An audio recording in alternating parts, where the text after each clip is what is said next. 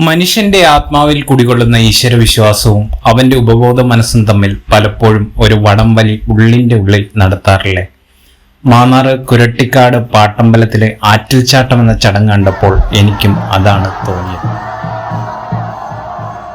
കുരട്ടിശ്ശേരി കരയിലേക്കുള്ള പറക്കെഴുന്നള്ളത്ത് ദിവസമാണ് ചരിത്രപ്രസിദ്ധമായ ആറ്റിൽച്ചാട്ടം ചടങ്ങ് നടക്കുന്നത്. പുരാതന കാലത്ത് നാമ്പോക്കാവ് ഭാഗത്തെ പറ സ്വീകരിച്ച് മടങ്ങവേ തിരുമേനിമാർക്ക് പെട്ടെന്ന് ഭാഗപ്പറിച്ചുണ്ടായി.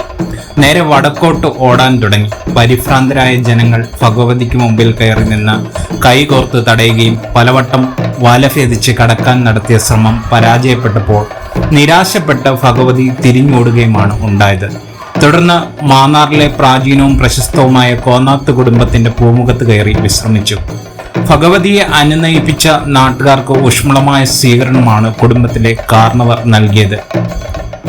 പരുമല പനയന്നാർക്കാവിൽ കുടികൊള്ളുന്ന അമ്മയെ ആണ്ടിലൊരിക്കൽ കാണുവാനുള്ള ശ്രമമാണ് ആറ്റിൽച്ചാട്ട ചടങ്ങായി അറിയപ്പെടുന്നത്. ദർശനത്തിനായി പനയന്നാർക്കാവിലേക്ക് പോയാൽ മടങ്ങി വരില്ല എന്നതാണ് ഐതിഹ്യം. ആയതിനാലാണ് അടുത്ത കൊല്ലം വിടാമെന്ന് വാക്ക് നൽകിയ ഭക്തജനങ്ങൾ ഭഗവതിയെ പിന്തിരിപ്പിക്കുന്നത്. മാന്നാറിന്റെ തിരുനെറ്റിയിൽ നടക്കുന്ന ഈ ഐതിഹ്യപരമായ ചടങ്ങ് ദർശിക്കുവാൻ നാനാജാതി മതസ്ഥരുടെ വൻ ജനാവലിയാണ് എത്തിച്ചേരുന്നത്. ഭഗവതിയുടെ ഈ പോക്കിനെ തടഞ്ഞു നിർത്തുവാൻ വേണ്ടി കൈകോർത്ത് നിൽക്കുന്നത് ഹൈന്ദവരായ ആളുകൾ മാത്രമല്ല, മാന്നാറിലെ നാനാജാതി മതസ്ഥരായ മുസ്ലിം സഹോദരങ്ങൾ അടക്കമുള്ള ആളുകളാണ്. മാന്നാറിന്റെ ഒരു മത സൗഹാർദ്ദത്തിന്റെ ഒരു ആഘോഷമായി തന്നെ ഈ ആറ്റിൽച്ചാട്ട ചടങ്ങിനെ നമുക്ക് വിശേഷിപ്പിക്കാം.